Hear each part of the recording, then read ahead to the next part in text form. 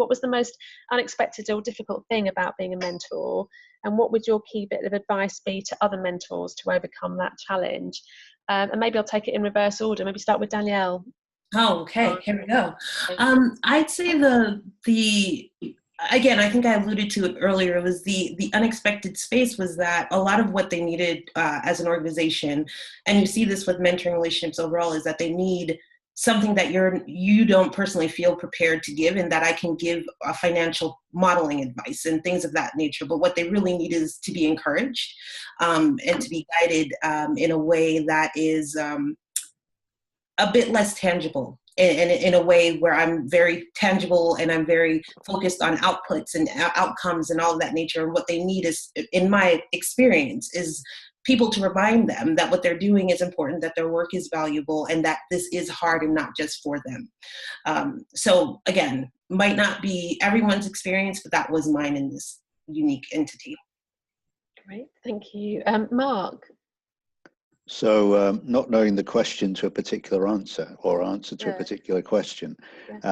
So actually, you know, the expectations on both sides, once the relationship is established, the unexpected thing is the questions that you are asked. Some of them can be extremely unexpected in the context of what you think you're doing. And it's actually a reflection of you know, a relationship that's building. And I'm old enough and wise enough to know that the right answer is, I don't know the answer to that question. I'll go and find out for you. Or I think you should, you know, we maybe should look in this particular area. I think that's really helpful. I think one of the things that we know is that not everybody is going to know everything about every aspect of either the social investment world or the wider funding landscape. And as you've all said, that actually inevitably these conversations encroach onto other territory. And obviously we're here and we'll touch on the resources that are available later. But inevitably, as you said, we'll go beyond that territory, and that's absolutely fine. I think the mentors aren't expected to have that, so that's a really helpful point to make. Thank you. Isabel, for you.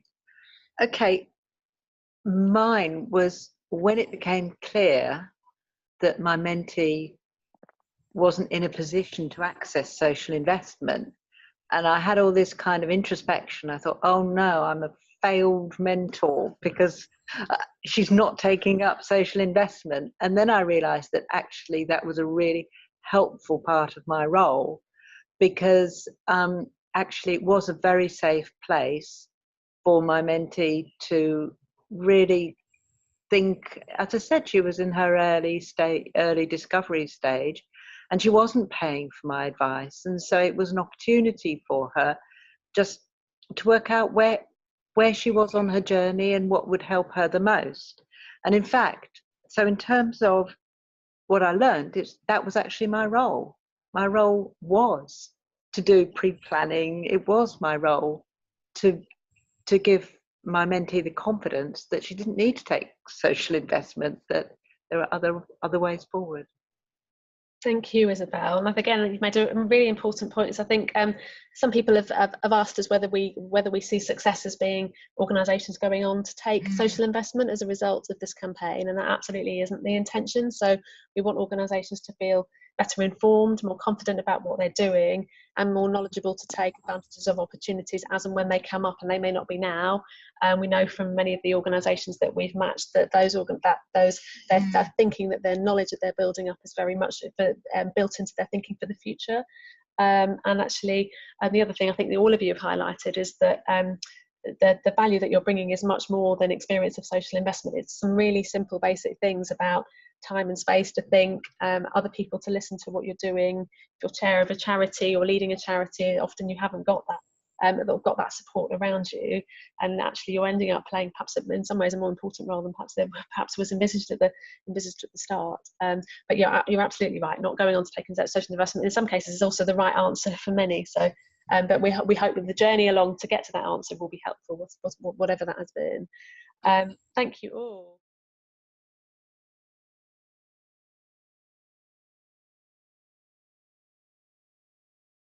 Before we close the panel, actually, the one thing I would like to ask all of you is, what's the one reason that you think that somebody with social investment experience should become a mentor and sign up to the campaign? Mark, maybe starting with you this time. So there's more than one. Okay, great. I think I think you will genuinely get a significant level of benefit to yourself and to the organization. And if you have a passion for delivering social good, it's the one place you should be. Fabulous. Okay, and Isabel? Totally agree. I think that I would say that it's a really exciting new area that can make such a difference to under-resourced organisations. So I've said, in the interests of social justice, if you know anything about social investment, spread it around and get involved. That's great. Danielle? Awesome. Agreeing with both other panelists, I'd say there's just a general need in this sector for more advice on how to be structured in a manner that gets to the greater goal. So this is a great intro step for these organizations, and for parties like us who provide our services, this helps them then make the next step so that they're a candidate for our advisory and can utilize our advice in a more efficient manner later on. So I think that you do it, and I guess while both parties have said something very nice, I'd say something that's a little bit more focused on the bottom line in my view, and it's the first step so that people can utilize advisory services more effectively, and then they can utilize whatever opportunities from Big Society Capital or any entities in a more efficient manner in the long run. So I think it's a great intro step. Fantastic. Okay, thank you all for your passion and energy and commitment to this, and I hope it continues as well. For anyone that does want to get involved, we provide a series of resources. So on the Get Informed website, there is a webinar specifically for mentors on mentoring, what's involved, some of the skills to think about, and we have some brief summaries of tips and do's and don'ts that hopefully are helpful in terms of guidance around mentoring in general. As I mentioned, if you want to know more about what's out there in social investment that could help your mentees, we advise looking at the Good Finance website. The link to it is on the slides, and we will be producing a video demonstration soon, which will also be shared. And actually, a lot of people have said that taking their mentees through Good Finance has been a really useful exercise.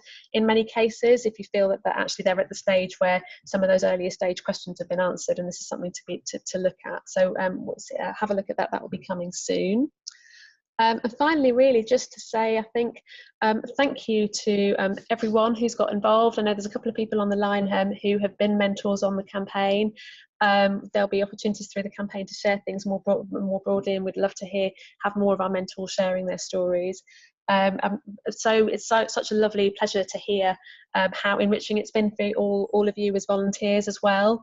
And we know that here from our staff and our own experiences, but it's great to hear that echoed by you too. We have a link to sign up to Get Informed. So if you're watching and your interest is now peaked and you'd like to get involved, do sign up at the Get Informed link on the Big Society Capital website.